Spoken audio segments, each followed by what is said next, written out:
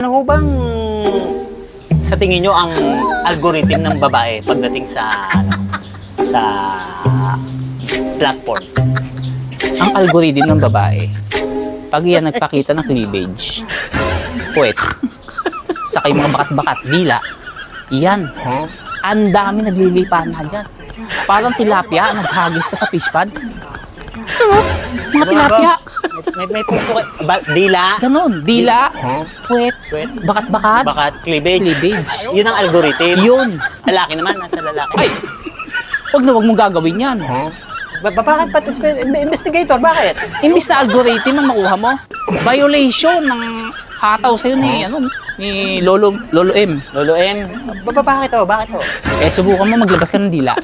Kung hindi ka ma-violation. Ano, Matik yun, tagal ka agad. Dila pa lang ha. Eh, tapos lalabas mo pa yung ano mo. Anak ko, yari ka na. ito. Ay, naku, mas lalo. Mabalabalahibo yan. Yung Tanggal bakat, ka. yung bakat sa harap. Lalo na, yung mabukol-bukol na yan. Kasi, alam bakit? Mas marami pa rin mga lalaki kaysa bakla. So, ibig sabihin, ano? Kasi kahit bakla, di pag nanasa sa babae, Yung pala yun. So, ibig sabihin, Sabi ko pag yun. sa lalaki, bawal.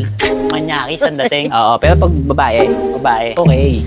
Yung Kahit mismo si Lolo M nanonood yan eh. Ay!